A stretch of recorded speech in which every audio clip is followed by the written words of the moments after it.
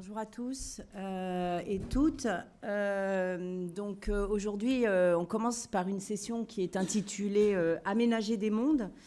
Donc, on a essayé d'interroger dans cette session, on va essayer d'interroger la capacité des entités à la fois humaines et non humaines à agir sur les espaces pour les rendre vivables, pour les aménager, pour les rendre stériles ou pour les rendre habitables ou bien inhabitables, dégradés. On regardera avec des regards différents, des disciplines différentes, comment différentes entités finalement cohabitent, coexistent, entrent en interaction et ce que produisent ces interactions. Est-ce que finalement elles rendent les milieux habitables et pour qui et puis qu'est-ce qui se transforme, qu'est-ce qui est transformé dans ces interactions. Alors pour aborder tous ces sujets, on va écouter d'abord Boris Sautré, qui a soutenu une thèse en écologie théorique au sein du laboratoire d'écoévolution mathématique de l'Institut de biologie de l'ENS et qui est actuellement postdoctorant à l'Institut des sciences de la mer de Barcelone. Il travaille sur la boucle de rétroaction entre biosphères, en particulier leurs composantes microbiennes et les habitats. Alors, évidemment, dans cette présentation, comme vous allez le voir, aménager prend un sens où on interroge la façon dont la biosphère façonne son environnement planétaire en participant de cette manière à l'habitabilité de la Terre ou en comparant avec Mars à son inhabitabilité. Dans un deuxième temps, on écoutera Pia Bayeul, qui est docteur en anthropologie et postdoctorante au sein de l'ANR Ruling on Nature. Elle est également membre du CESA, qui est le Centre d'études sud-asiatiques et himalayennes, et affiliée au LESC, le laboratoire d'ethnologie et de sociologie comparative. Alors Pia, elle va regarder la question de l'aménagement des mondes à une autre échelle, à la fois une autre échelle spatiale et une autre échelle temporelle. Et on va voir, dans le cas qu'elle va nous présenter, 3 groupes d'acteurs humains proposer des manières différentes d'aménager des montagnes du Groenland. Finalement, on écoutera, pour terminer la séance, Benjamin Frérot, qui est membre du laboratoire d'anthropologie des enjeux contemporains, le LADEC, et de l'Institut de recherche pour le développement, l'IRD, dans l'unité Trans-VIH-MI. Alors, Benjamin nous parlera d'alliances possibles entre des génies qui s'offusquent d'une intervention destructrice, une construction de barrage, et des humains déplacés par ce même barrage qui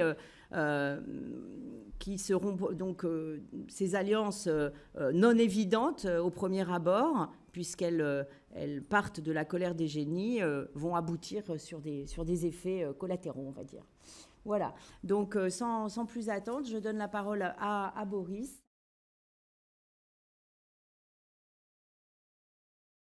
Merci de l'invitation en tout cas. Donc comme ça a été mentionné, moi mon domaine de formation initiale c'est l'écologie théorique. Et si je devais essayer de résumer ça vraiment très très rapidement et donc très approximativement, l'écologie théorique c'est la science des écosystèmes qui va nous permettre de réfléchir la manière dont les populations biologiques sont influencées par les caractéristiques de leur environnement, et comment, en sens inverse, ces populations biologiques vont être à même, au cours du temps, de modifier ces caractéristiques environnementales. Et donc l'idée derrière l'exposé que je vais faire aujourd'hui, c'est qu'on va pouvoir appliquer les outils de l'écologie théorique à l'échelle planétaire, afin d'aborder et de questionner potentiellement le rôle que pourrait avoir la vie à l'échelle planétaire sur la détermination et sur l'évolution des caractéristiques globales de l'environnement planétaire, et plus particulièrement des caractéristiques qui rendent cet environnement planétaire habitable. Et donc quand on discute l'habitabilité, et en particulier en astrobiologie, qui est maintenant une partie de mon champ de recherche, il y a plusieurs écoles de pensée qui s'affrontent, et l'école qui domine actuellement, c'est celle qui vient plutôt des sciences de la Terre, ce qui fait que tout naturellement, quand on va définir l'habitabilité, on va utiliser des concepts qui sont plutôt de nature physico-chimique. Et c'est en particulier le cas de ce concept-là, le concept de zone habitable circumstellaire, qui est très utilisé en astrobiologie, qui a été introduit dans les années 90 par James Casting, un planétologue, et qui part du constat tout simple que le dénominateur commun à toutes les formes de vie qu'on connaît actuellement, c'est leur besoin d'avoir accès à l'eau liquide pour survivre. Et donc du coup, si on considère une planète, une étoile, et les planètes qui gravitent autour, si on considère les planètes qui sont très proches de l'étoile, à leur surface, il va faire très chaud, et donc l'eau qui va se trouver à leur surface va uniquement être sous forme de vapeur. Donc immédiatement, on peut les considérer comme non habitables et les retirer de notre champ d'observation. A l'inverse, si on considère les planètes les plus éloignées, c'est des planètes qui sont froides, et donc l'eau qui va se trouver sur ces planètes, à leur surface, va être sous forme de glace. Donc là encore, pas habitable. Donc du coup, il nous reste une bande autour de cette étoile dans laquelle il fait ni trop chaud, ni trop froid. Et donc si on trouve des planètes à l'intérieur de cette bande, on va pouvoir considérer que les conditions de surface sur ces planètes sont compatibles avec de l'eau liquide, et que donc ces planètes sont potentiellement habitables. Et ça, c'est un critère d'habitabilité qui est extrêmement efficace et extrêmement simple à mettre en place, puisqu'il suffit de braquer nos télescopes sur différentes étoiles, de regarder leurs caractéristiques, d'évaluer où est la zone habitable circumstellaire et de regarder s'il y a des planètes dedans. Et si on en trouve une, le lendemain, on peut faire les gros titres de la presse avec la NASA a à nouveau trouvé une planète habitable pas trop loin de la Terre, avec tout le lot d'exagération que ça implique. Malgré tout, moi, ce critère, en tant que biologiste de formation, il me pose quelques problèmes de par ses limitations. D'une part, c'est un critère qui est extrêmement généraliste, puisque effectivement, l'accès à l'eau liquide, c'est la condition sine qua non pour toute forme de vie à survivre. Mais moi, je ne connais aucun organisme vivant qui ne peut se contenter que d'un accès à de l'eau liquide. Donc on met de côté toutes les spécificités des différents types de vie qu'on connaît. Par ailleurs, et c'est ce qui va nous intéresser aujourd'hui, c'est un critère qui met complètement de côté le rôle éventuel que pourrait avoir la vie dans la détermination de l'habitabilité sur le long terme de l'environnement planétaire. Donc c'est un critère qui dit la vie, c'est pas important. Alors est-ce que vraiment la vie, c'est pas important ? Il y a d'autres personnes qui pensent que si, en fait, la vie, c'est important, et en particulier, on peut penser à John Lovelock et Lynn Margulis, qui, dans les années 70, ont émis la théorie Gaïa, une théorie selon laquelle l'habitabilité planétaire de long terme, en fait, c'est un produit du vivant. Pour arriver à cette conclusion, entre autres arguments, ils vont considérer l'histoire du système solaire, dans lequel on sait qu'il y a 3 planètes qui, a priori, au cours de leur existence, et en particulier au début de leur existence, ont montré des caractéristiques habitables. Ces 3 planètes, c'est la Terre, Vénus et Mars, qui sont 3 voisines. Or, sur ces planètes qui ont très probablement été habitables à un moment donné, il en reste une seule qui est habitable aujourd'hui, c'est la planète Terre. Et pour Lovelock et Margulis, la différence principale entre la Terre et ses voisines, c'est que la Terre est habitée. Pour eux, la planète Terre est habitable parce que la planète Terre est habitée. Ça sonne comme une tautologie et on peut l'interpréter effectivement comme une tautologie, mais en fait, il résonne de la manière suivante. Au cours de son histoire, la planète Terre, à un moment, devient habitable. Quasiment immédiatement ensuite, la vie évolue à la surface de la Terre, et cette biosphère naissante va avoir un effet rétroactif sur les caractéristiques de surface de la planète Terre, et en particulier, la vie va stabiliser les caractéristiques globales de la planète Terre qui la rendent habitable. Et donc cette boucle de rétroaction stabilisatrice mutuelle entre la planète et la biosphère, Lovelock et Margulis vont appeler ça l'état d'homéostasie, et c'est ça, pour eux, qui explique que la planète Terre soit encore habitable aujourd'hui.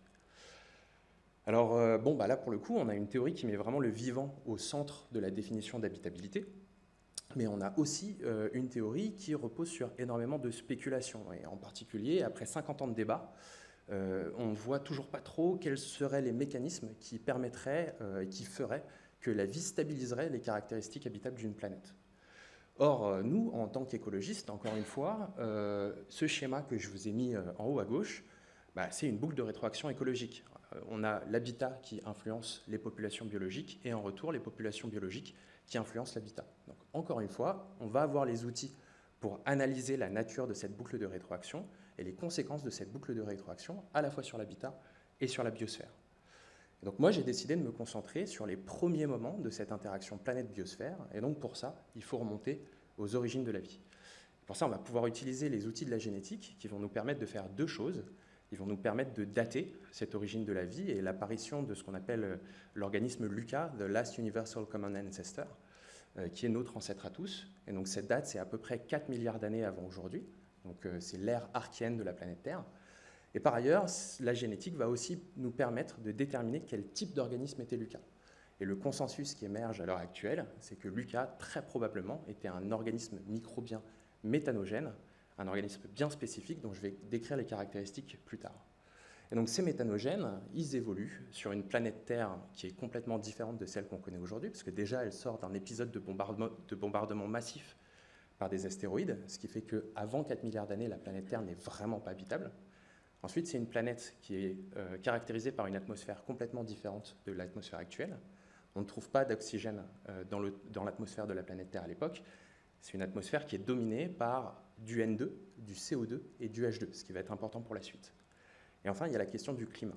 Et là, on fait face à un problème qu'on va appeler le paradoxe du Soleil jeune. À l'époque, le Soleil est 25% moins fort qu'il ne l'est aujourd'hui, ce qui fait que c'est difficile d'expliquer comment la planète Terre aurait pu ne pas se trouver dans une ère glaciaire à ce moment-là. Par contre, quand on regarde les indices géologiques et minéralogiques qui sont à notre disposition, il n'y a pas de traces de cette ère glaciaire. Donc apparemment, il nous manque un mécanisme qui permettrait d'expliquer pourquoi la Terre, il y a 4 milliards d'années, n'est pas complètement gelée.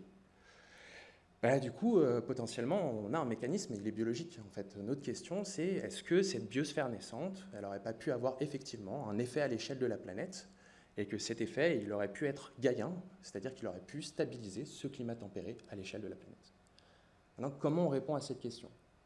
J'ai développé ce qu'on appelle un modèle d'écosystème planétaire dans l'ambition de pouvoir lier l'échelle microscopique de ce qui se passe au niveau de la cellule des méthanogènes à l'échelle macroscopique, globale, planétaire, de la composition atmosphérique de la Terre et de son climat. Donc je vais vous décrire ce modèle en partant de l'échelle la plus basse et en montant jusqu'à l'échelle globale, en commençant on part avec les méthanogènes. Donc l'image que je vous montre depuis tout à l'heure, c'est une photo au microscope à fluorescence d'une cellule de méthanogènes. Et comme je vous l'ai dit, ces organismes sont bien particuliers. Donc qu'est-ce qu'ils font les méthanogènes ? Contrairement aux plantes typiquement qui vont utiliser la lumière du soleil pour acquérir leur énergie et faire de la photosynthèse. Donc, la photosynthèse, elle est inventée 2 milliards d'années après là où on se situe à l'heure actuelle. Les méthanogènes vont utiliser le déséquilibre chimique de l'environnement. Et plus spécifiquement, ils vont consommer du CO2 et du H2, faire réagir ces deux molécules et produire du méthane. C'est une réaction qui va libérer une petite quantité d'énergie qui est notée ici ΔG, et cette énergie va être stockée à l'intérieur de la cellule. Une fois qu'elle est dans la cellule, cette énergie, elle va d'abord être dirigée vers la maintenance de la cellule, donc la réparation, ce qui fait que s'il n'y a pas assez d'énergie, la cellule meurt.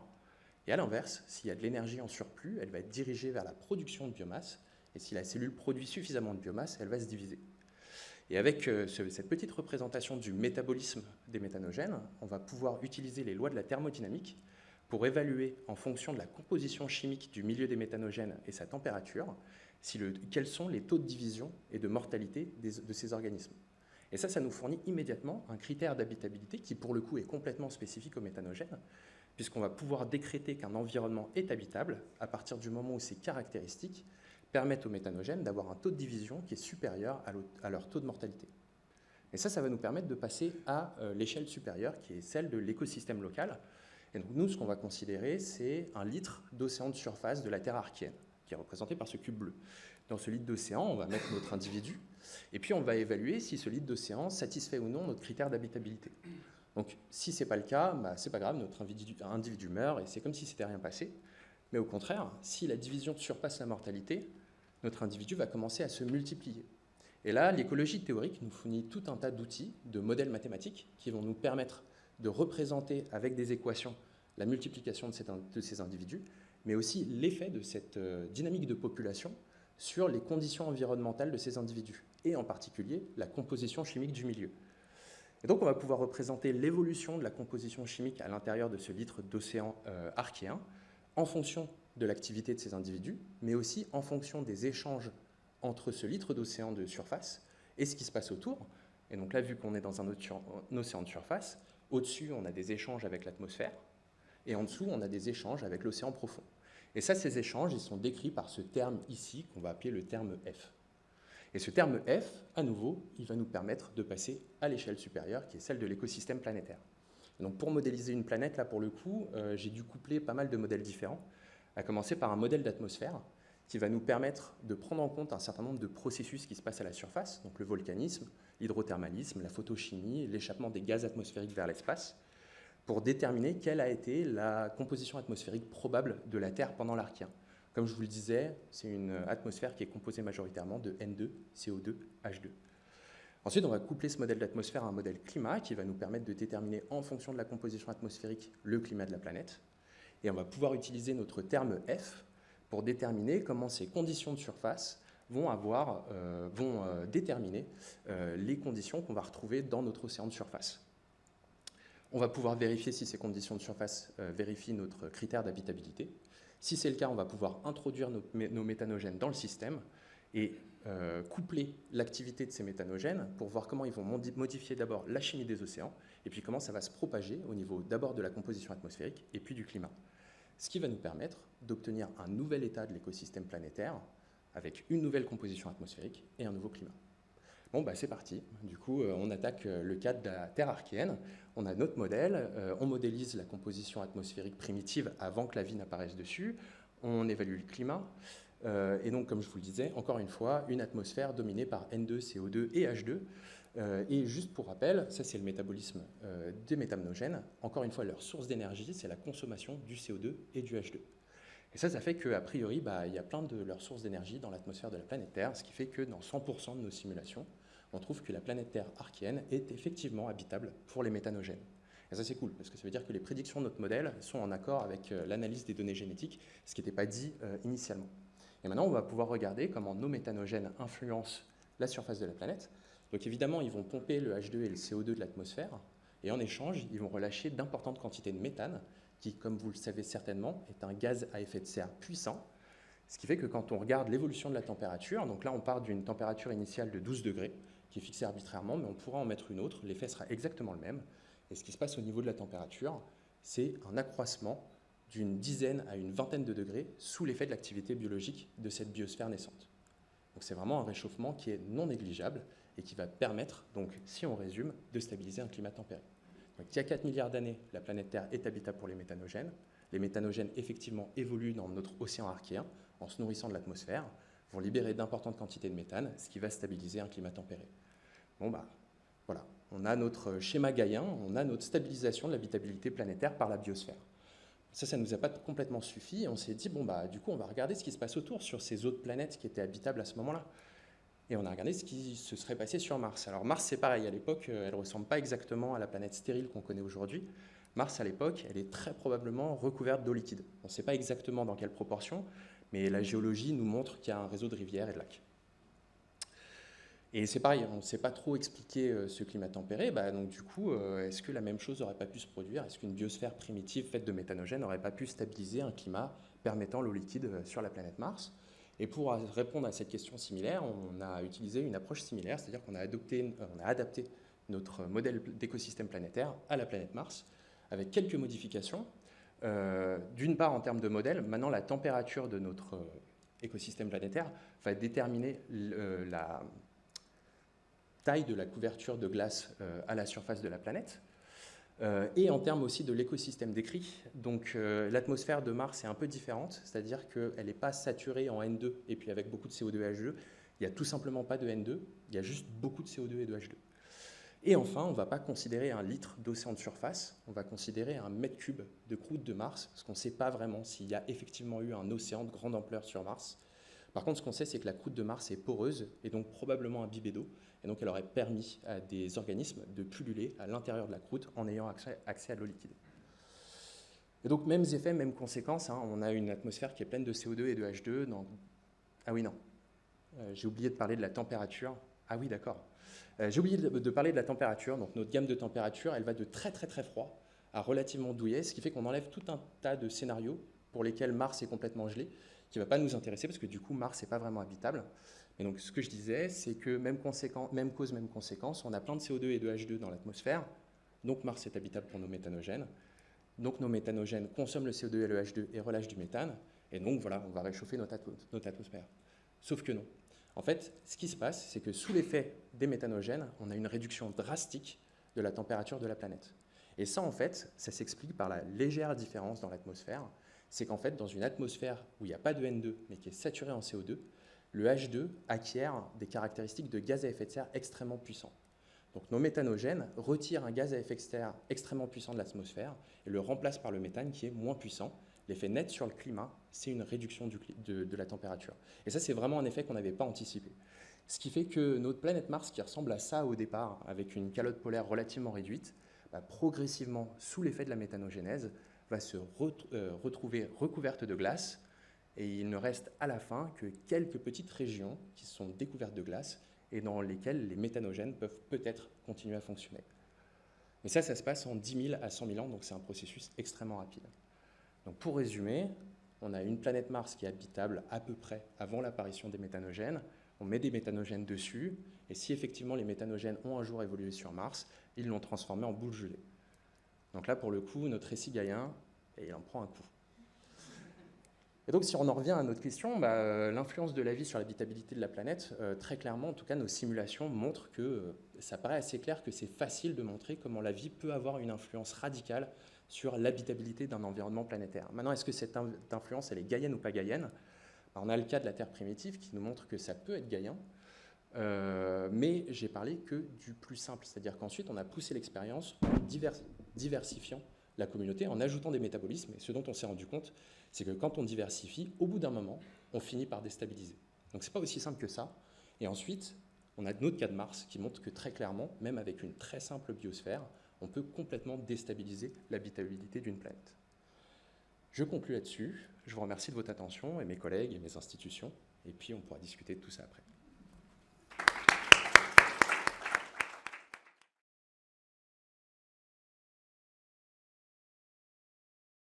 Merci. Alors, donc ici, on va un peu changer d'échelle, parce qu'on va parler des gens et des enjeux politiques au Groenland. Alors, moi, je suis anthropologue, et c'est dans le cadre de mes recherches que je suis tombée sur cette situation que je vais présenter aujourd'hui, pour essayer de comprendre comment les enjeux liés au changement climatique, les enjeux politiques et sociaux liés au changement climatique au Groenland, transforment un espace, ont cette capacité-là. Alors, ok. Vers où? Ok, très bien. Donc, le lieu dont on parle, c'est l'espace du fjord de Nuuk.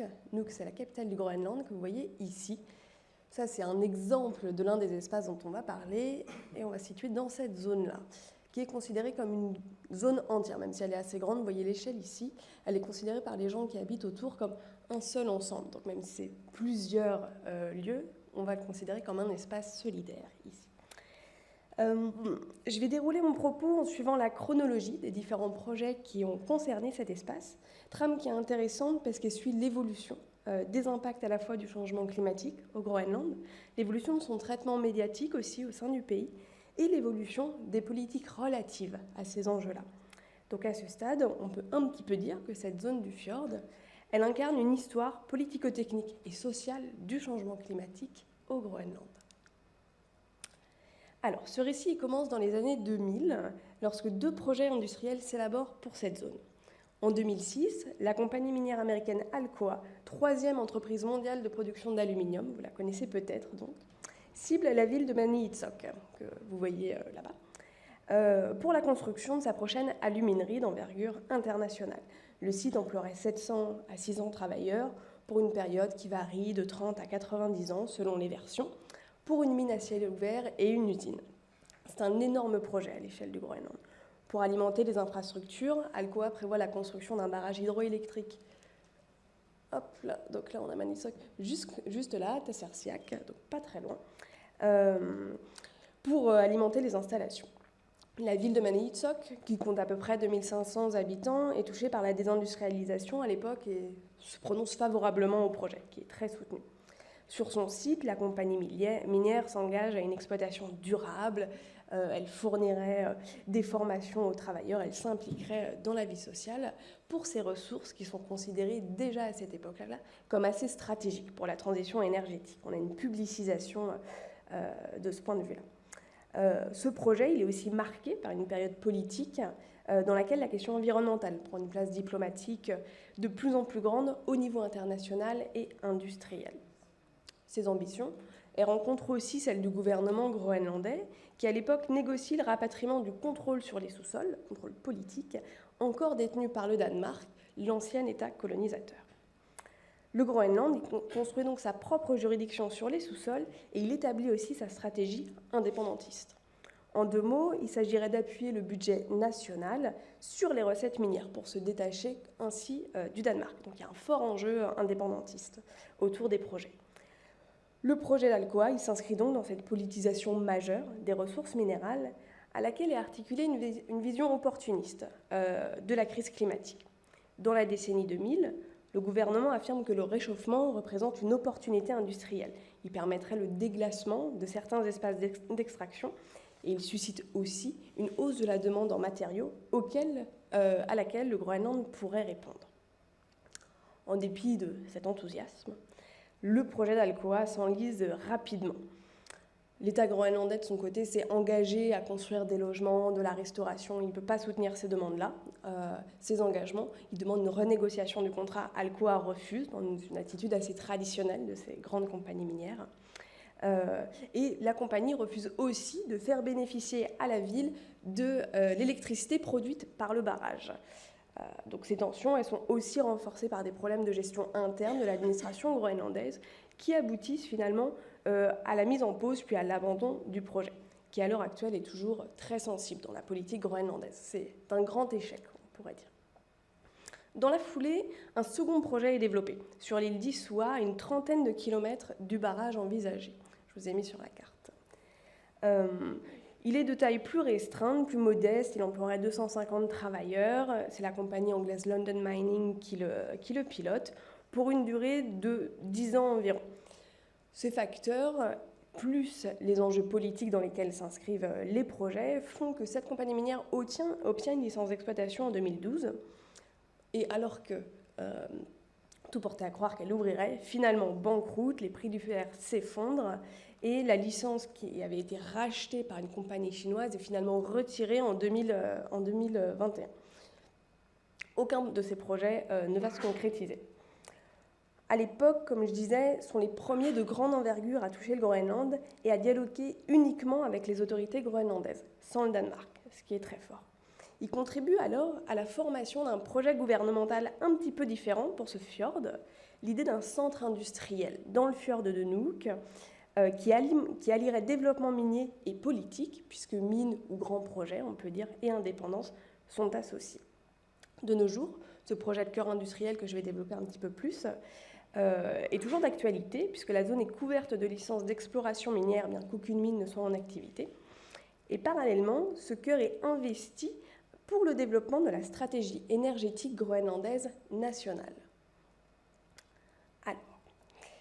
À l'heure actuelle, aucun plan énergétique n'a été voté au Groenland, aucune stratégie officielle. Par contre, il y a la volonté d'atteindre une neutralité carbone.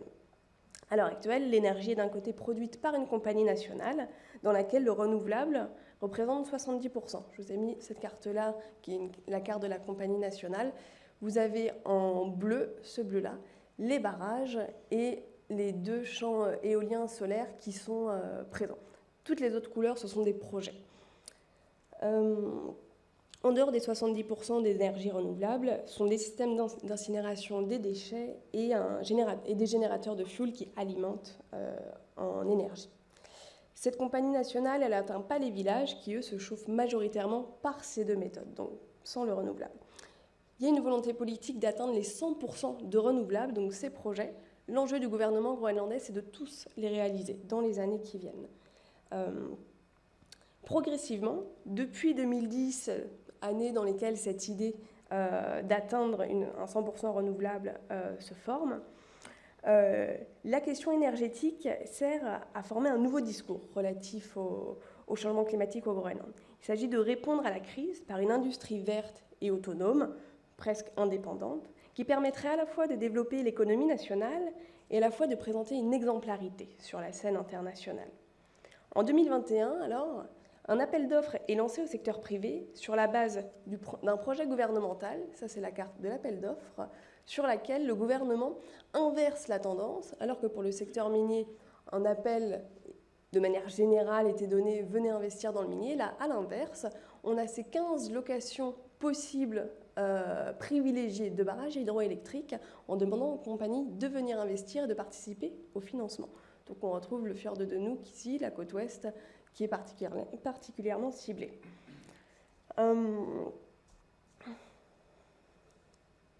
la dernière forme d'aménagement, on peut dire, un peu plus particulière, puisque c'est sa contradiction avec les deux premiers projets qui poussent les habitants de Nuuk et de Maniitsoq, les acteurs auxquels on va s'intéresser ici, à la qualifier de forme alternative.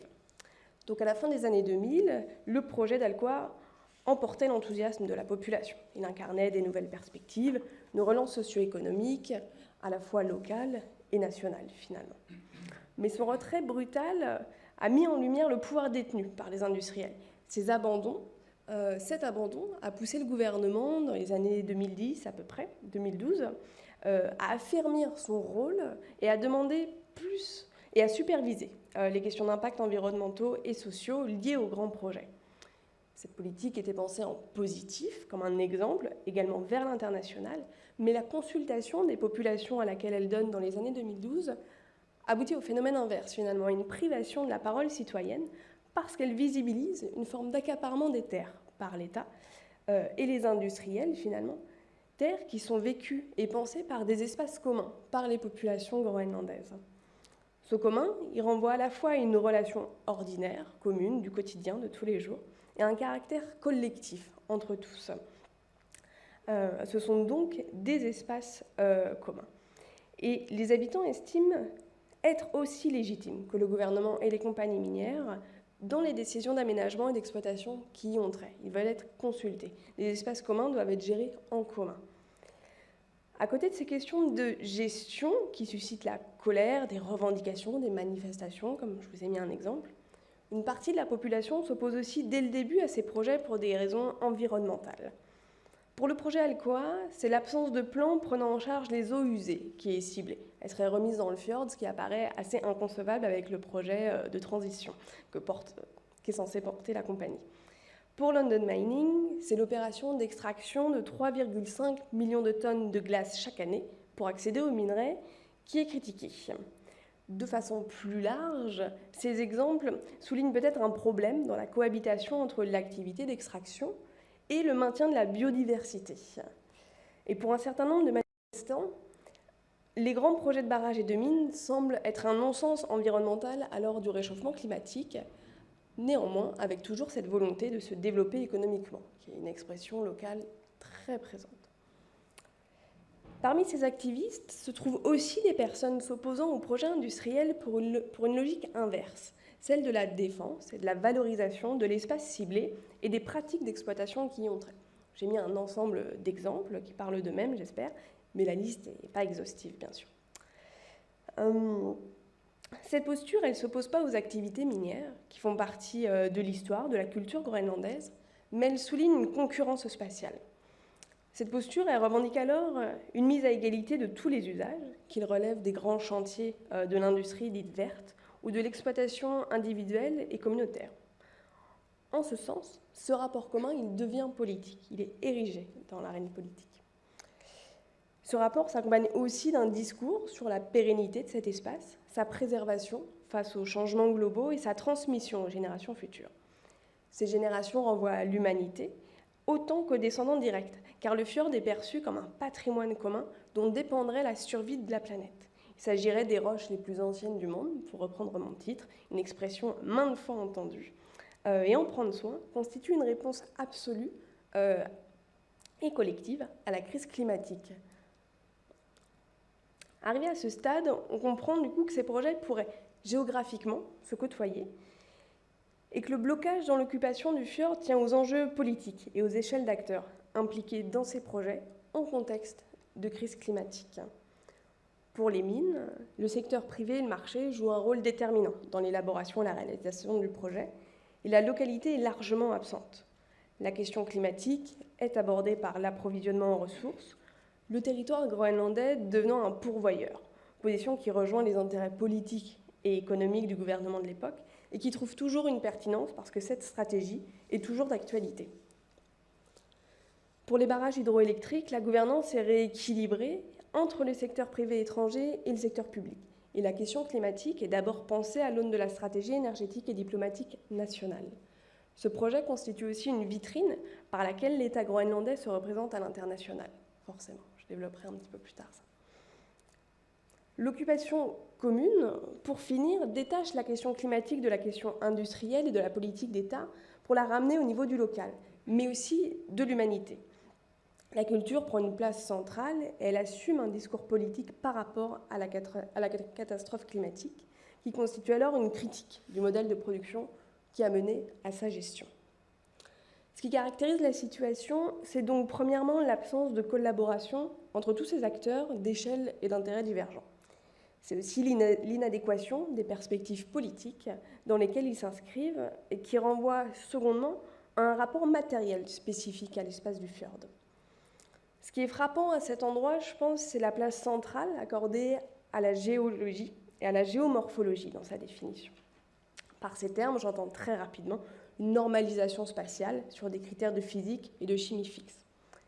Néanmoins, il semble y avoir à la fois une compréhension partagée de ce prisme et une lutte pour la sélection des qualités géologiques qui devraient primer. C'est ici que se situe le deuxième élément de discorde que je voudrais développer. La question qu'il faut du coup se poser, c'est celle du rapport géologique déployé par chaque projet, en s'interrogeant sur leurs effets sur l'espace ciblé.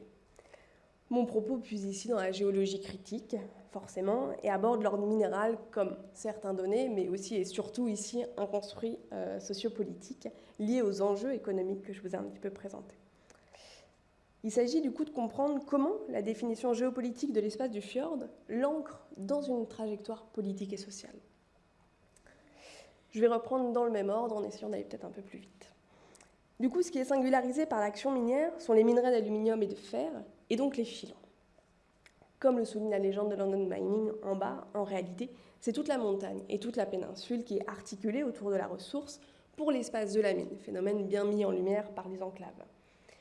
Cet espace, il entre aussi dans la mondialisation, il est détaché du local et il entre en réseau dans le marché des ressources. Il entre dans une nouvelle géopolitique.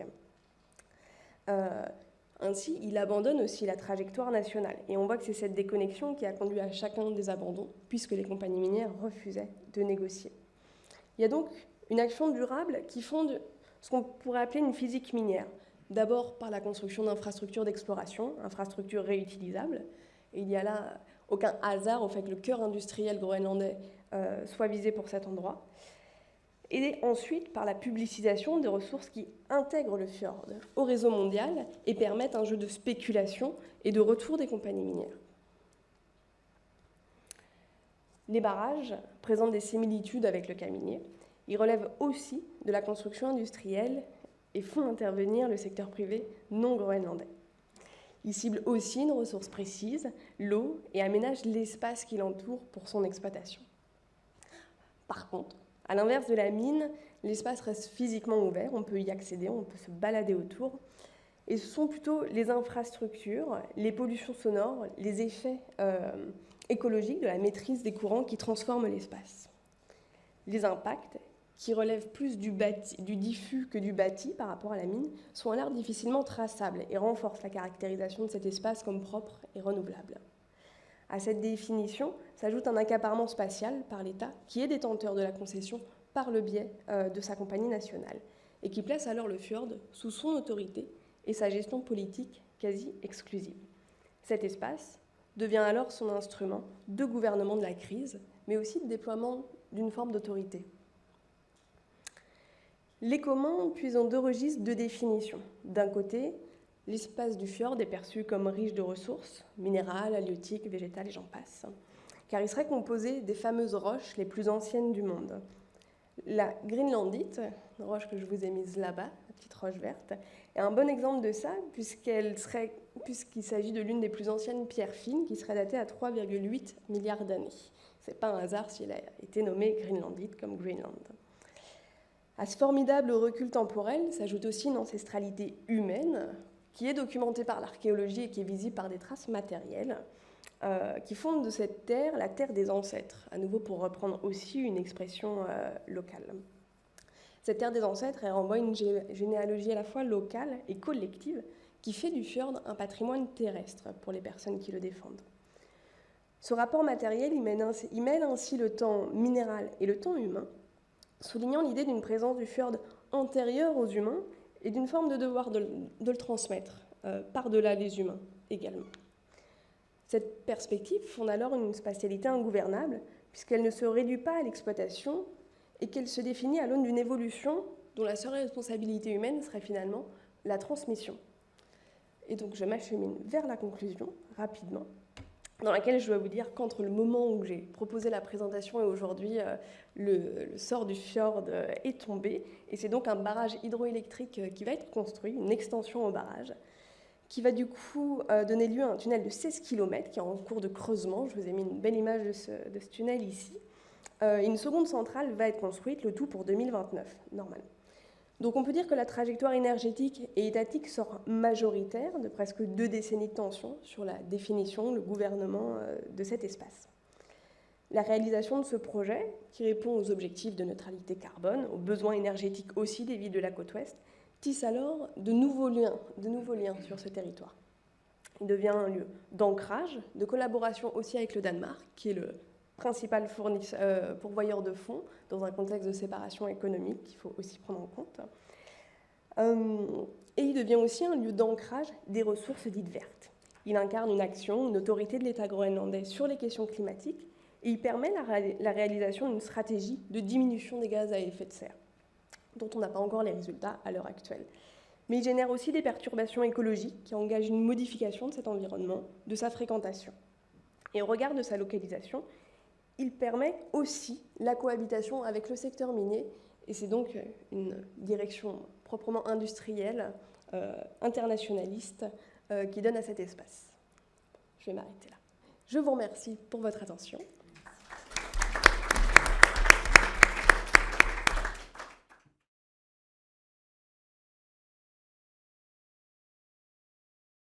Merci beaucoup. Merci d'abord aux organisateurs, aux organisatrices et au Centre des politiques de la Terre du coup, pour ce colloque et puis pour ce panel de ce matin. Pour continuer un petit peu dans la lignée des 2 présentations précédentes, moi je voudrais vous amener cette fois-ci en Guinée, en Afrique de l'Ouest, aux abords du barrage de Caleta, qui est un barrage qui a été construit au début des années 2010 par une entreprise chinoise. Donc pour revenir un petit peu sur le contexte, en fait, c'est donc l'État guinéen qui a confié la construction de ce grand projet hydroélectrique à la CWE, la China International Water and Electric Corporation, qui est une filiale en fait de la grande entreprise assez connue qui a construit le barrage des 3 Gorges en Chine. Et plus qu'un barrage, en fait, on a un double barrage, le barrage de Caleta, qui a été construit entre 2010 et 2015, et le barrage de Swapiti, qui a pris la suite entre 2015 et 2020. Donc entre 2010 et 2020, c'est aussi le moment de la mandature du président Alpha Condé en Guinée. Et il a fait en fait de tout ce projet hydroélectrique vraiment un argument de politique, de campagne électorale, en faire toute une vitrine un peu modernisatrice du pays avec cette volonté d'électrifier, d'amener l'électricité aux habitants. Donc tout un discours de développement qu'on retrouve voilà, jusque sur le billet de 20 000 francs guinéens où on a la vue du ciel du barrage. Il y a aussi toute une idée de solidarité au niveau de la région puisque l'électricité est redistribuée aussi dans le cadre d'un accord avec les pays frontaliers. Mais bien sûr, on s'en doute un petit peu comme on l'a vu avant pour le Groenland. C'est un projet qui repose en fait sur un ensemble d'accords stratégiques entre l'État guinéen et l'État chinois qui va être centré sur l'exploitation et l'appropriation des ressources en eau et des ressources minières. On est en fait dans un schéma assez classique où on a la Banque publique de Chine qui va prêter de l'argent à l'État guinéen et en échange, l'État guinéen donne la construction du barrage à une entreprise publique chinoise. Et cette entreprise chinoise va rester en fait copropriétaire du barrage, ce qui va lui permettre pendant les 25 années à venir de capter la moitié de l'énergie produite, énergie qu'elle va mettre dans l'extraction de la bauxite en Guinée, toujours possédée par des entreprises chinoises. Donc c'est vraiment la mainmise en fait de la Chine sur ces pays-là et en Afrique qu'on voit ici. Il faut savoir que la Guinée elle a les réserves mondiales les plus importantes de bauxite, donc qui sert à faire l'aluminium, et la Chine importe la moitié en fait des besoins en Chine de la bauxite provient de la Guinée. Donc, dans un rapport de l'ONG Human Rights Watch qui fait sur les droits humains, un rapport qui s'appelle « Nous devons tout abandonner », ils décrivent bien en fait comment le projet impacte la région. D'abord, cet environnement du barrage qui était complètement dévasté sur les zones de chantier et en amont. La création donc d'un grand réservoir d'eau de plus de 300 km² qui a déplacé du coup des milliers d'habitants dans des villages qui ont été nouvellement construits, des villages qu'on appelle des cités sur place. Voilà, avec des villages aussi qui n'ont pas été déplacés, mais qui ont été isolés par l'eau, des routes qui ont été coupées, des familles séparées, et puis aujourd'hui, du coup, des terres qui sont insuffisantes pour permettre la cohabitation des formes d'élevage, d'agriculture et de chasse, qui sont un peu voilà, les activités économiques centrales des populations locales. Je vous ai remis du coup ici la carte en fait où on voit la rivière, le fleuve Concouré, et puis en bleu clair l'élargissement du coup depuis la mise en service du dernier barrage de Soapiti du bassin de la retenue d'eau en amont du barrage. Et donc ce contexte-là que je vous ai dressé là, du barrage, c'est un contexte qui est clairement orienté. En fait, c'est celui des habitants chez qui j'ai eu la chance du coup d'habiter pendant plusieurs mois ces 3 dernières années, entre 2020 et 2022. J'ai rajouté les 2 points rouges sur la carte. En fait, mon terrain de recherche se situe principalement à ces 2 endroits. Donc tout d'abord, un qui est plutôt donc vraiment le village même du barrage de Caleta sur lequel ma communication va porter aujourd'hui. Et puis un qui est un petit peu plus en amont dans le bassin du barrage. C'est un village qui n'a pas été déplacé, mais dont l'eau est arrivée vraiment au niveau des clôtures des maisons. Donc tout ce travail, il est fait dans le cadre d'une thèse en anthropologie. Quelques mots sur cette thèse. Elle s'inscrit en fait dans un projet qui s'appelle EBOHealth, qui est porté par l'IRD, l'Institut de recherche pour le développement, en lien avec le CERFIG, un laboratoire guinéen. C'est un projet donc, qui se veut multisectoriel et interdisciplinaire, avec l'objectif de comprendre et prévenir les maladies infectieuses émergentes, donc les zoonoses. Ça a commencé en Guinée avec Ebola, bien sûr la Covid est arrivée par-dessus. Le tout avec une approche One Health, donc que je ne redécris pas ici, mais il y a vraiment cette idée voilà, dans cette équipe. On a des virologues, des écologues, des vétérinaires, des médecins, et puis du coup toute la partie sciences sociales qui se trouve comme ce schéma un peu au centre et qui essaye d'aller voir un petit peu de chaque côté. Au niveau de la thèse, moi je mêle vraiment anthropologie de la nature, anthropologie de la santé pour comprendre comment sont perçus les risques d'émergence de maladies, à la fois du côté des scientifiques, donc de voir aussi comment ça s'est pensé en laboratoire, et puis au niveau du coup des populations locales. Avec toujours cette position un peu critique de l'anthropologue, de revalorisation des savoirs, des expériences des populations, et puis une focale, comme je vais en parler aujourd'hui, un peu sur les interrelations, les frictions qui font intervenir des non-humains, et notamment des entités invisibles. Donc Caleta, avant d'être un barrage, c'était d'abord un village. J'ai été accueilli dans une famille, donc Saliou, le père de famille est Peul. Lui, il a quitté en fait le premier village où j'ai fait mon enquête dans le bassin du barrage, et il est venu s'installer dans le village même de Caleta il y a longtemps. Avant même, il n'y avait pas encore les chantiers n'étaient pas encore arrivés. Donc il s'est marié là-bas, il n'est jamais reparti en fait, et il a eu 4 enfants. Et c'est en 2010, quand arrive l'entreprise chinoise, que la vie de tous les habitants a été bouleversée. Et comme beaucoup, lui aussi va être embauché sur le chantier comme petite main du barrage, et il va travailler pendant les 10 années de travaux dans la centrale à béton.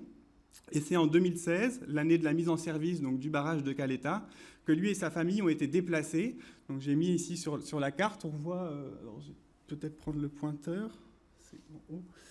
Ici, du coup, l'ancien village, en fait, qui était juste ici. Donc, on voit, c'est là où il y a aussi tous les arbres fruitiers, les manguiers. Bon, c'est un peu le reste des anciennes habitations, où le fleuve, maintenant, est arrivé vraiment à la limite. La centrale électrique qui a été construite ici. Et puis, la nouvelle cité de Caleta, le nouveau village qui est ici, qui ressemble vraiment un peu, en fait, à un lotissement qui n'a rien à voir avec l'ancien village, où c'était plutôt des cases... ancien village avec le fleuve, et puis le barrage de Caleta qui est vraiment ici, du coup tout au bout on voit le haut de la retenue d'eau du barrage. En fait, quand je rencontre Saliou pour la première fois, c'était en 2020, il m'explique que depuis qu'ils sont arrivés ici dans ce village, sa fille est tombée malade. Il me dit à quelques mois en fait après l'installation dans ce nouveau village, elle qui avant vraiment courait partout, elle s'est retrouvée atteinte de paralysie physique, de troubles mentaux, et elle fait régulièrement des crises qu'on pourrait appeler de folie, où elle va s'évanouir, elle va convulser. Sa maman, avec qui du coup j'ai passé beaucoup de temps, elle m'explique un peu pour elle l'origine en fait de cette maladie. Le point de départ, c'était une nuit, elle dormait dans la maison avec sa fille, et sa fille alors âgée de 3 ans à peu près, Elle s'est réveillée vraiment effrayée en disant « Maman, maman, il y a un chat sous mon lit, il y a un chat sous mon lit ». Et donc à ce moment-là, la maman, elle pense à un mauvais cauchemar, elle regarde, elle ne trouve rien.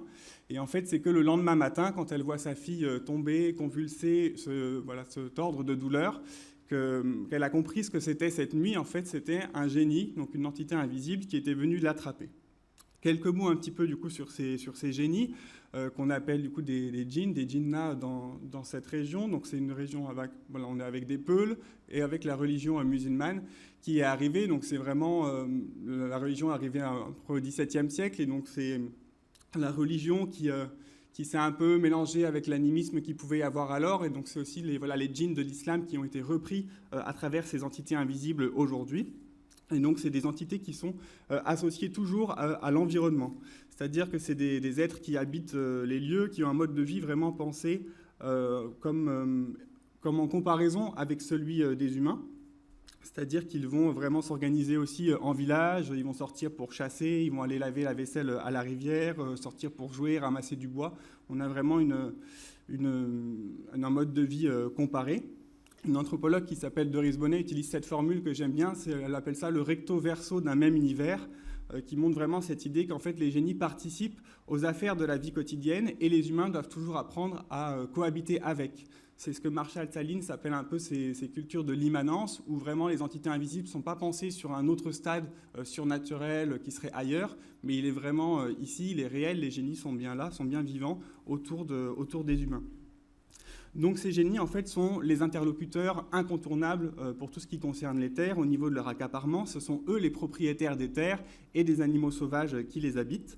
Et donc, que ce soit la culture d'un champ, la construction d'une maison, le défrichage d'une parcelle de forêt, il faut toujours passer par d'abord une discussion avec ces génies, notamment par le biais de sacrifices. Donc ces génies ont alors vraiment ce double rôle. Ils peuvent être à la fois bienveillants, protecteurs, mais aussi nocifs et agressifs. Tout dépend en fait de la relation qu'on entretient avec eux, et une relation, comme je l'ai dit, en fait, qui est une relation à l'espace. Ça veut dire que la transgression d'une frontière entre le village et la brousse, entre les différents espaces, peut provoquer leur colère et envoyer certaines maladies. Donc dans ces cas-là, souvent, on se retourne envers ce qu'on appelle les clairvoyants, ceux qui ont les yeux pour voir, ceux qui ont les connaissances, un peu les passeurs entre les mondes, que sont les chasseurs, les guérisseurs, les marabouts, pour essayer de trouver l'explication des maux qui frappent la population et essayer de trouver une réponse. Mais quand on croise la route d'un génie et qu'on n'a pas ces compétences-là, qu'on n'a pas toutes ces connaissances, il y a un grand risque que la vue du génie provoque la peur, la tétanie de la personne. C'est ce que Zemplény appelle la sidération visuelle, où c'est une peur tellement forte qui va en fait provoquer du coup des maladies ou la folie. Et c'est ce qui est arrivé à cette petite fille quand elle a vu le génie sous l'apparence d'un chat sous son lit cette nuit-là. Donc pourquoi ce génie s'en est pris à elle? Pour la famille, il n'y a vraiment pas de doute. Il s'agit d'un génie en fait qui habitait les terres qui ont été détruites par la construction du barrage et qui donc lui aussi a dû, comme les humains, se déplacer pour trouver un autre endroit pour vivre. En fait, c'est vraiment un génie qui est en colère par la construction du barrage. Ce barrage a complètement transformé du coup le paysage, les territoires locaux. Et donc Saliou, un matin, là on est dans son champ de riz, un peu en surplomb du village, il me fait un peu une cartographie en fait des lieux forts, des lieux où lui il se rappelle avant l'arrivée du barrage, c'était les endroits qu'on lui interdisait d'aller quand il était enfant, justement parce qu'ils étaient dangereux, habités par les génies. Donc il explique par exemple qu'un peu plus bas, le logement là où les cadres étrangers sont venus s'installer, avant c'était une grotte qui était interdite. Là où maintenant il y a la carrière de pierre, c'était une forêt sacrée. Et puis l'emplacement même du barrage, c'est là où il y avait un grand génie qu'on avait l'habitude du coup de voir et d'éviter. Du coup, à toutes ces perturbations du territoire, les génies en fait vont en être les premiers affectés et donc les premiers à réagir et en fait les premiers même à résister. Et donc sur les chantiers, on les accuse énormément de créer des accidents, des pannes, des sabotages. Je remettais ici l'exemple d'une vidéo qui a beaucoup circulé aussi et qui circulait encore même à la fin des travaux. On voit une machine qui essaye de déraciner un arbre et en fait l'arbre qui se relève à chaque fois. Et donc ça, directement, c'est interprété comme un génie qui habite cet arbre et qui résiste du coup à son déracinement. Ces accidents, on les retrouve même aussi en amont, dans le bassin. Il y a, voilà, les routes qui sont coupées, maintenant on utilise des pirogues, ce n'est pas du tout une habitude de la part des habitants. Donc, les accidents de pirogues sont parfois interprétés aussi comme l'action des génies. Pardon. Et puis, en fait, quand on discute avec les habitants du village de Caleta, tout le monde a une histoire d'un ouvrier sur le chantier qui, au moment de creuser dans la carrière, va s'évanouir, va être pris d'une migraine et après avoir vu quelque chose ou avoir eu la sensation de voir quelque chose, parce que c'est beaucoup ça avec les génies, c'est qu'ils ne sont pas vraiment invisibles, c'est ce que Agnès Camanzon appelle invisibles, c'est-à-dire qu'on a quand même des effets de présence. On a l'impression de les voir, mais surtout on ne cherche pas à les voir mieux, parce que si on les voit mieux, il y a un risque. Donc on reste dans une invisibilité relative avec ces génies.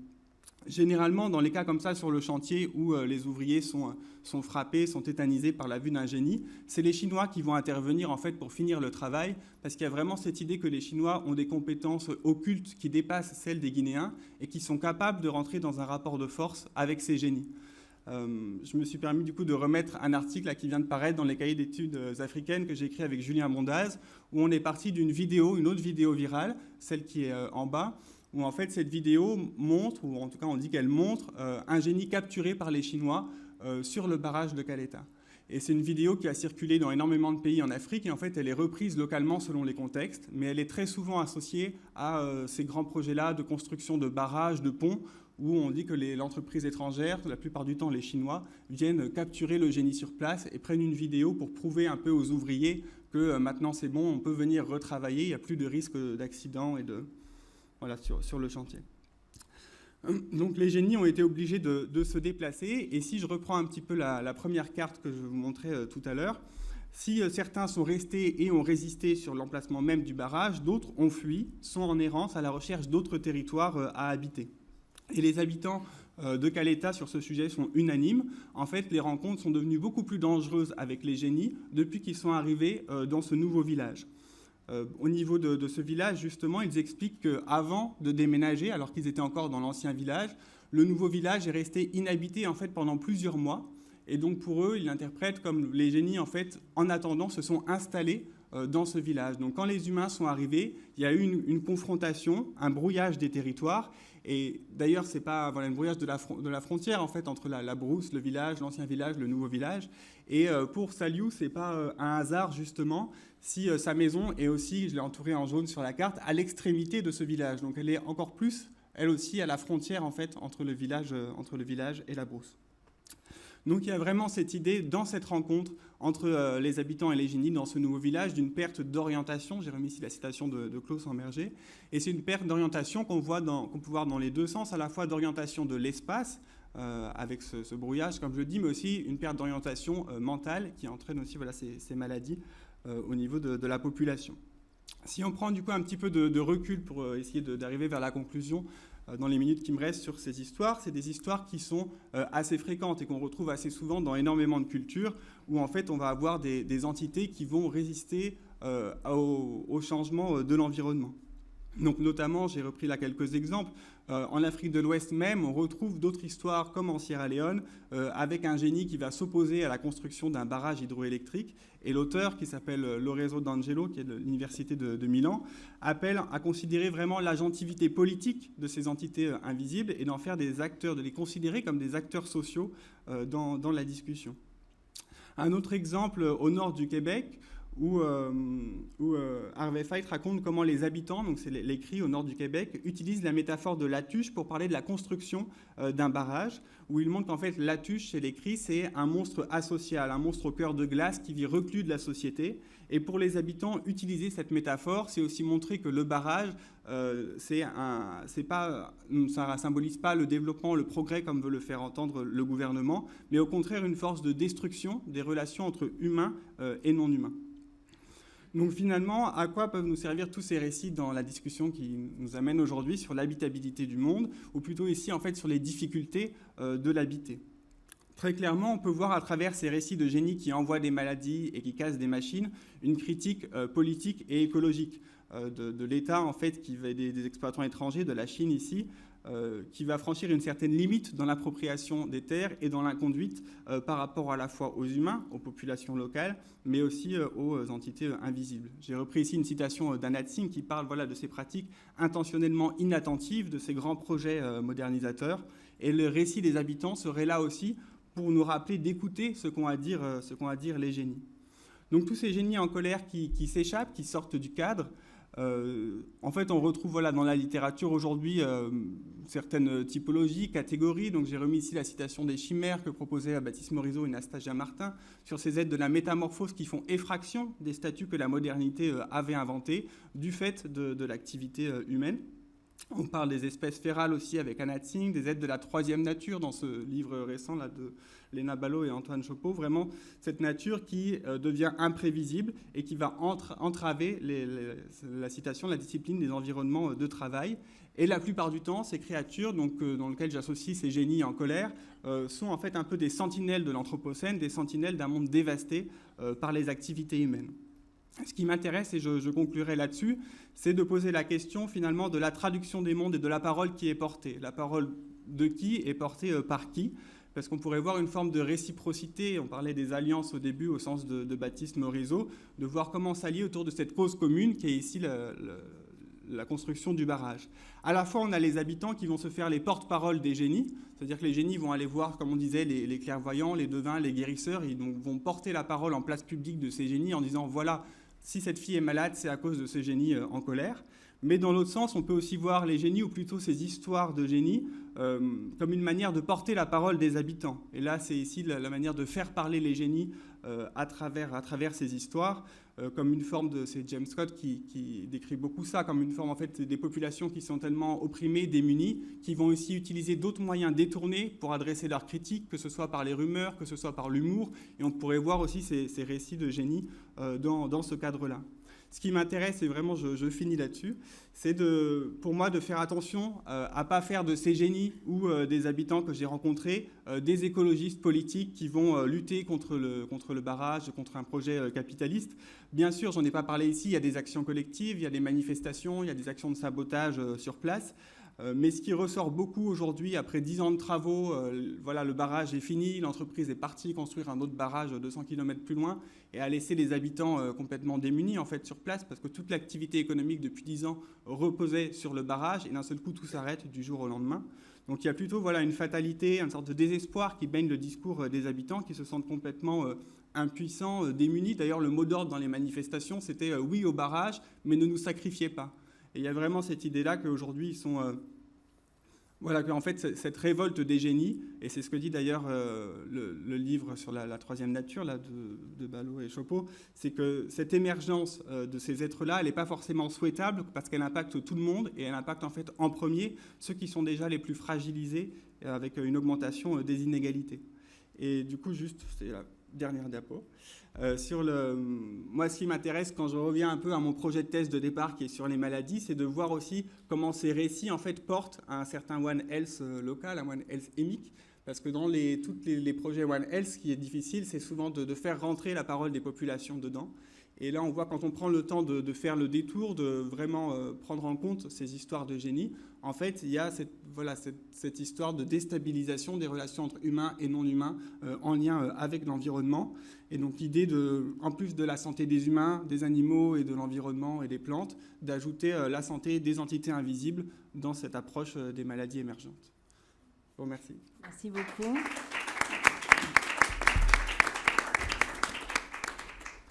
Pour les questions, alors on a vu qu'il y avait des échelles de temps très différentes sur cette représentation, des échelles d'espace très différentes, d'un territoire local jusqu'aux planètes du système solaire.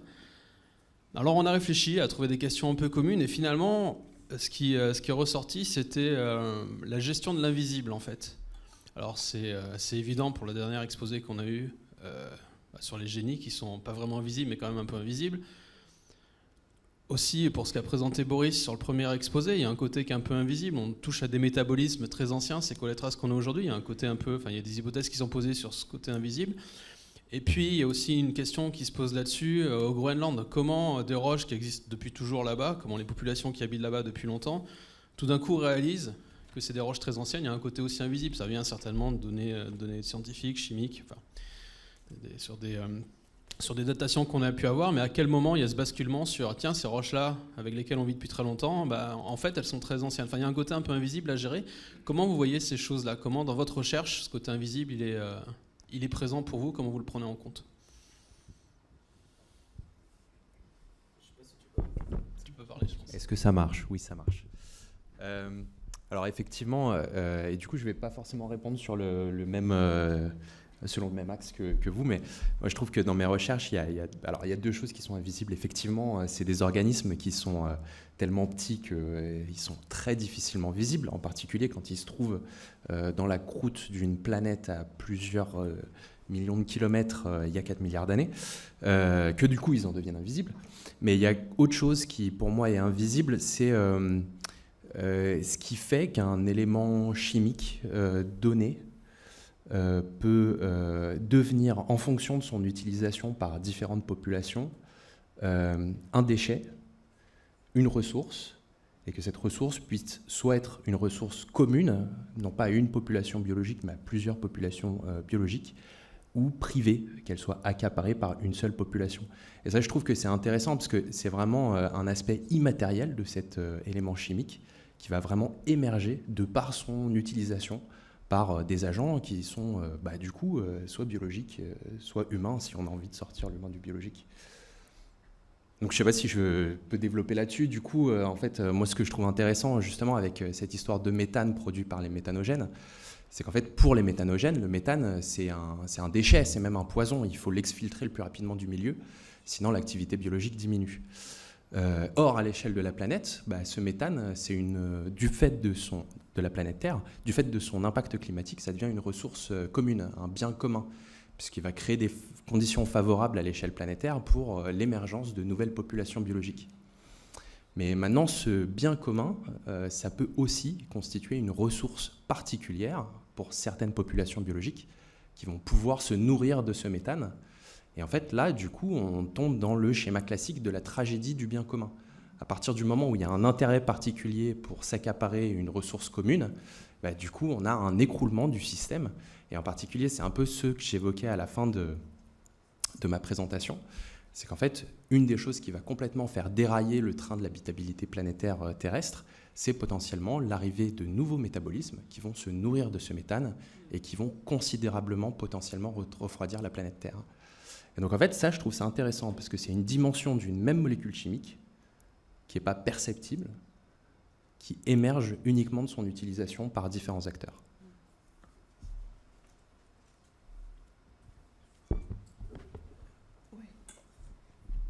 Oui, merci pour la question. En réalité, j'ai plutôt envie de la prendre à rebours, et je pense que ce qui est intéressant au Groenland, c'est plutôt la visibilisation, justement, en fait. Un espace qui peut être constitué un peu de tout ce qu'on veut, des roches les plus anciennes et de plein de choses effectivement invisibles, mais qui ne sont pas nommées, en fait, pour autant, qui font partie du territoire qui nous environne, avec lequel on vit.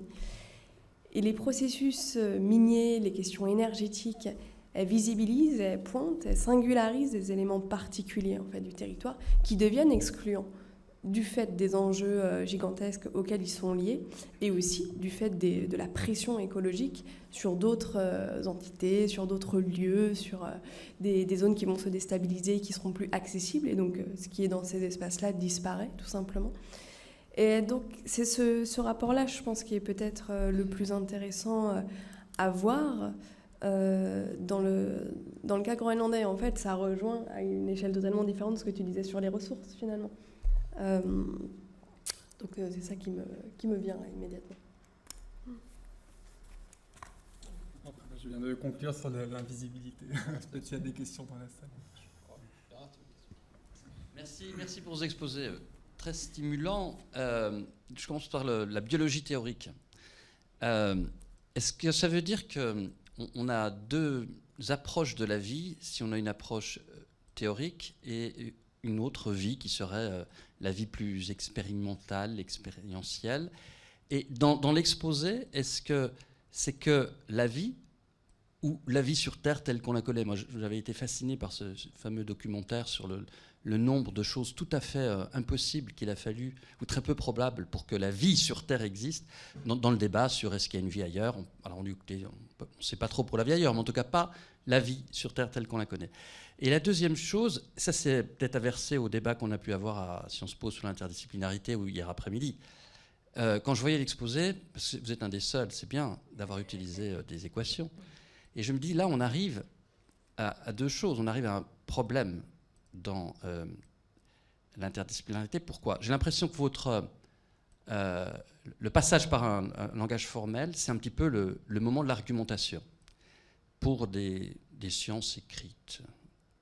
Quand il y a de l'argumentation, parce que des fois c'est une succession de propositions. Or là, si on ne se rappelle pas de nos souvenirs pré-bac, quand on faisait ça, en tout cas pour moi par exemple, vous passez très vite, vous ne les expliquez pas, vos équations. Et donc est-ce qu'il n'y a pas une limite? Est-ce qu'il n'y a pas aussi en même temps, vous avez gagné peut-être 10 minutes sur votre exposé uniquement avec ces équations très ramassées, mais elles nous ont échappé. Bon, ça dépasse légèrement votre chose. Et une question pour Benjamin sur la question de... Vous avez utilisé... Et après, j'ai utilisé la position critique de l'anthropologue. Moi, je suis toujours assez étonné de la position critique des anthropologues. J'aimerais savoir quels sont les fondements de cette critique quand on voit tout ce qu'ils acceptent. Bon, je fais exprès de la provocation. En tout cas, dans ma pratique de la recherche, effectivement, quand on fait de la vie en théorie, vu qu'on fait de la théorie, on peut théoriser n'importe quoi. C'est très compliqué de déterminer exactement ce qui est vivant. Déjà, on n'a pas vraiment de définition exacte de ce qui est vivant. Donc du coup, à partir de là, on a une liberté quasi totale pour imaginer plein de choses. Et c'est pour ça que dans mon approche, on tente quand même de se limiter à une vie qui partage au moins la plupart des principes qui caractérisent la vie qu'on connaît sur Terre. Parce que c'est celle-là qu'on sait reconnaître, en fait. Ensuite, sur la question... Alors là, je passe peut-être un peu rapidement... On pourrait peut-être me relancer si jamais ce n'était pas suffisant. Sur la question du langage mathématique, je pense que c'est vraiment une barrière qui est illusoire. Moi, le langage mathématique, je m'en sers pour décrire un monde qui soit virtuel, réel, vérifié par les sciences expérimentales. Vous, en tant qu'audience, vous n'avez pas besoin d'avoir accès au langage mathématique. Vous avez besoin d'avoir accès à ma verbalisation de ce que je peux démontrer avec ce langage mathématique. Mais s'il y a des erreurs. À ce moment-là, il y a des spécialistes du milieu qui vont évaluer mon approche mathématique. Mais dans une approche interdisciplinaire, je pense qu'on n'est vraiment pas obligé de partager l'intégralité. Voilà. Et donc, dans une démarche d'échange et de collaboration, je pense que c'est vraiment ce qui est important, c'est de trouver les termes communs. Et c'est justement pour ça que j'ai cherché à montrer les équations, pour montrer quel type d'approche j'avais, mais que je n'ai utilisé que des termes, des concepts facilement accessibles pour chacun, pour que ce que je décrive soit accessible pour tout le monde, justement. Alors, la position critique de l'anthropologue. On parlait de la définition de la nature en anthropologie juste avant, c'est un peu ça aussi, la définition de la positionnalité de l'anthropologue en anthropologie. Pour ramener vraiment à mon terrain et pourquoi j'ai dit ça à ce moment-là, c'est plutôt, ça rejoint l'interdisciplinarité dans le projet où je suis, où si je reprends le point de départ, c'était sur la gestion des épidémies, sur Ebola. Et il y a eu beaucoup cette critique au moment de la gestion d'Ebola en 2015-2016 en Guinée, où en fait les savoirs, les manières dont les populations pouvaient répondre à cette épidémie ont complètement été évacués, avec un discours très paternaliste sur l'idée on vient vous apprendre comment répondre aux maladies, comment décrire aussi l'émergence de cette maladie. Et du coup, à côté de ça, toute la manière dont les populations pouvaient faire, c'était considéré comme à l'encontre des pratiques pour stopper l'épidémie, comme des pratiques rétrogrades, c'était beaucoup décrit comme ça. Et donc dans ce projet-là où je suis, c'est vrai que j'ai la chance d'être avec une équipe super qui nous laisse de la place en anthropologie, avec cette idée d'ouvrir la porte pour essayer de comprendre un peu comment sur place ça se passe. Et même si parfois ça se confronte, c'est pas grave. Même si en effet, là où je suis, on a d'ailleurs attribué au génie qui habitait le barrage d'avoir envoyé la Covid en Chine pour se venger des Chinois qui étaient venus construire le barrage. C'est pas grave, c'est intéressant de voir pourquoi on pense ça à ce moment-là et où ça nous amène. Et parfois, il faut pousser un peu les portes, en effet, dans un bureau avec des virologues et des écologues pour présenter ça. Mais c'était ce point de vue-là, sur la position critique. Bonjour, merci beaucoup pour vos 3 présentations que j'ai vraiment beaucoup appréciées. J'aimerais soulever là brièvement la question du déterminisme des habitabilités que vous décrivez. Et je vais illustrer ça un peu, donc ça se veut vraiment une question générique, mais pour reprendre le cas de la première présentation, donc je m'interrogeais sur les présupposés des modèles et notamment l'état initial qui est choisi et à quel point peut-être d'autres bactéries, je n'y connais rien, auraient pu prendre le dessus et envoyer le monde, y compris notre planète, dans une autre direction.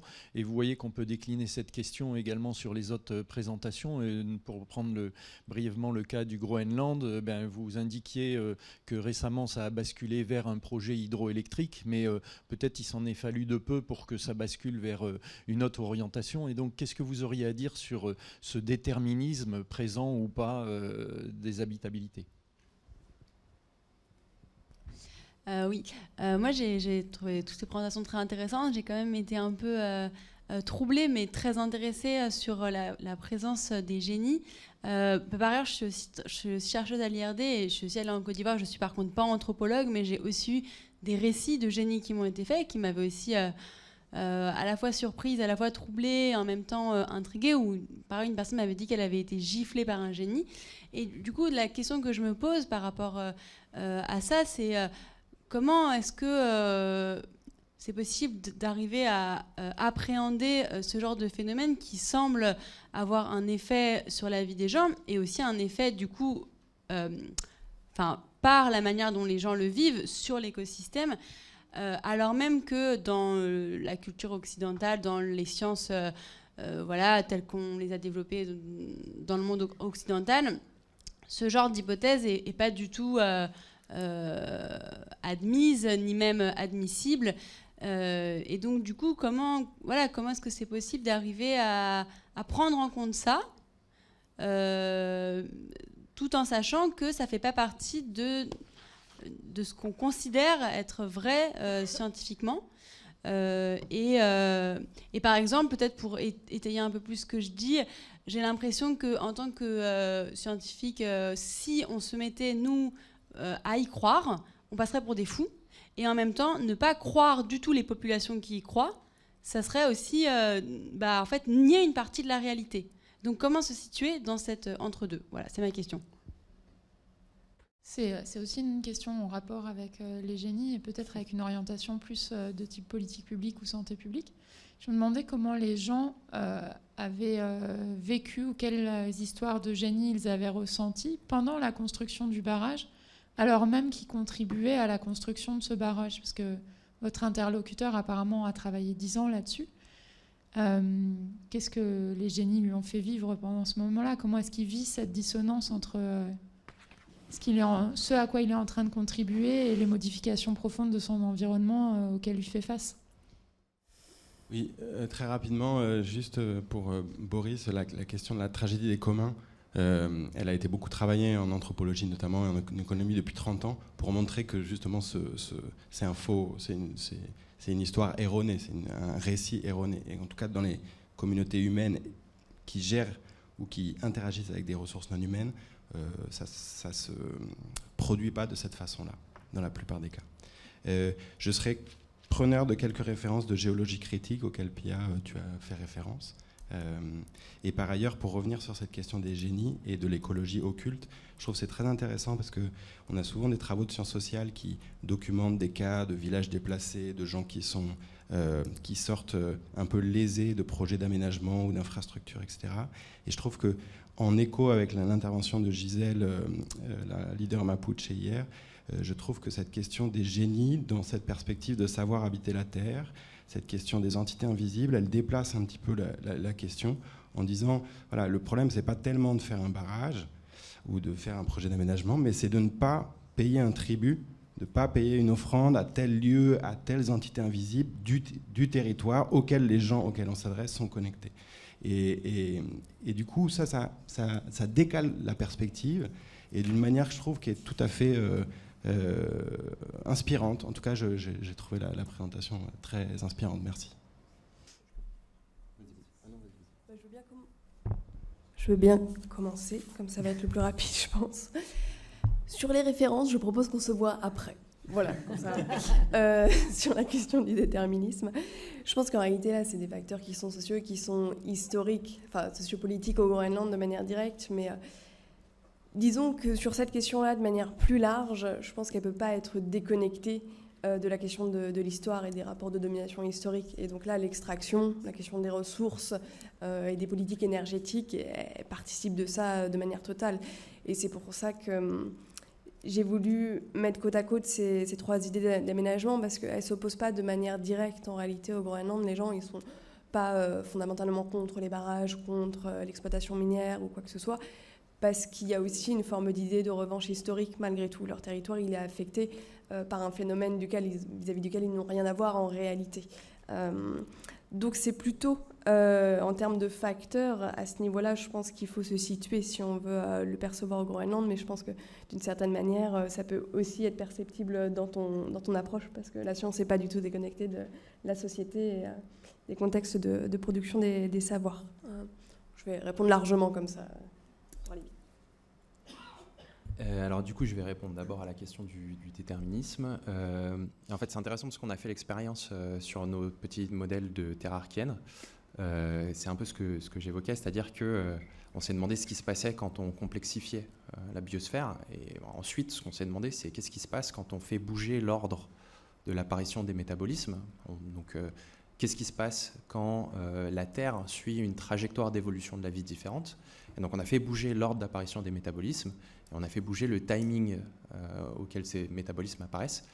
Et ce dont on s'est rendu compte, c'est que donc il y a certains types de métabolismes qui ont tendance à déstabiliser justement cet effet climatique et qui font rentrer la Terre archéenne dans une période glaciaire temporaire, et que l'amplitude de cet effet va être très dépendant du timing de l'évolution de ces métabolismes.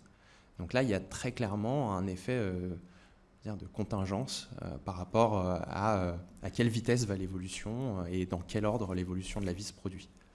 Et ensuite, pour la tragédie des biens communs, c'est aussi un thème extrêmement classique en écologie. Et en l'occurrence, en écologie, on a des modèles très très simples microbiens dans lesquels, effectivement, on observe cycliquement un écroulement des ressources à cause de la sélection de ce qu'on appelle des tricheurs, du coup, dans le système, parce que ça doit être le même thème qu'en économie expérimentale. Et donc, c'est un phénomène qu'on observe. C'est aussi un phénomène qu'on n'observe pas dans des systèmes où on a du mal à l'expliquer avec la sélection naturelle. Donc, bon, c'est un problème classique. C'est apparemment une question simple, mais qui n'a pas forcément nécessairement, en écologie en tout cas, et sous le prisme de la sélection naturelle, une réponse simple. Voilà. Peut-être je vais répondre aux autres questions. Sur les conséquences de la vie de cet homme sur le barrage, bon, clairement, le fait que sa fille soit frappée par un génie, lui, l'interprète aussi comme une des conséquences de son implication sur le barrage. Ça va avec d'une certaine manière.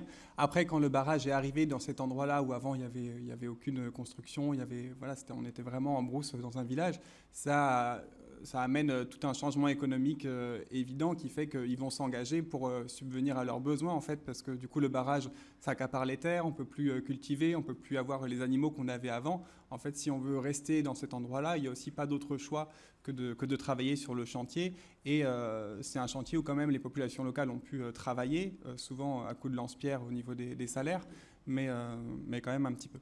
Après, ça rejoint sur la question qui était posée plus haut sur, en fait, pas tellement la difficulté de faire un barrage, mais de comment on le fait, comment on négocie la manière de le faire.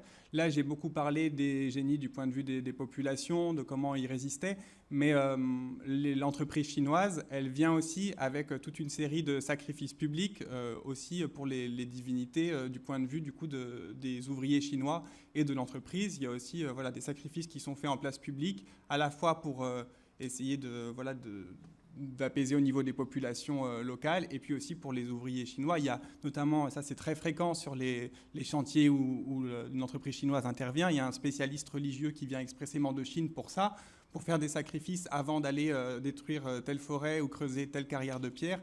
Il vient faire certaines choses.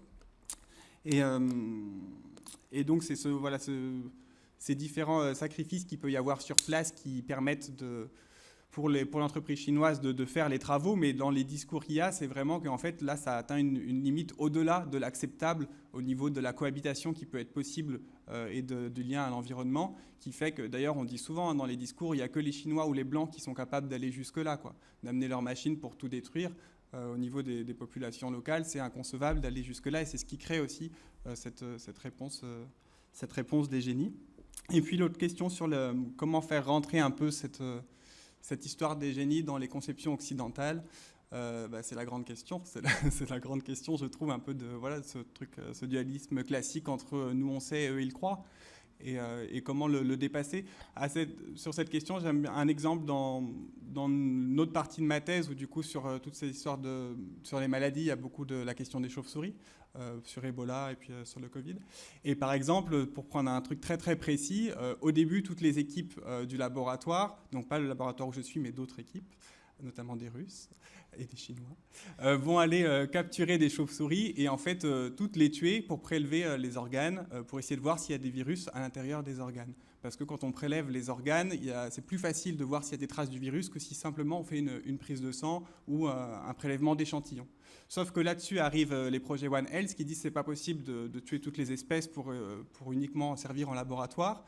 Donc on va accepter de diminuer l'efficacité du travail. Peut-être on ne va pas percevoir sur tous les échantillons de sang ou de salive s'il y a la trace du virus, mais on diminue, mais voilà, en respect de l'environnement, du bien-être animal, etc. Et l'idée de ce que j'essaie de faire dans la thèse, c'est d'aller plus loin. Si on est capable, on accepte de diminuer peut-être le rendement, l'efficacité, les résultats pour le bien-être de l'environnement, est-ce qu'on ne pourrait pas le faire aussi en écoutant les populations et donc ne pas chasser telle espèce de chauve-souris qui va être considérée comme un ancêtre ou un génie, ne pas chasser à telle période de la journée, à telle saison. C'est aussi du coup vraiment de faire rentrer ce que les populations ont à dire, de la même manière que sont rentrés il y a maintenant une vingtaine d'années les écologues sur l'écologie dans tous ces projets, de faire rentrer les populations avec leur savoir aussi là-dessus. Une piste de réponse. Merci. Je proposais qu'on arrête la discussion et qu'on fasse une pause, qu'on reprenne à 11h. Évidemment, s'il y a des questions, on pourra en discuter autour d'un café avec les intervenants.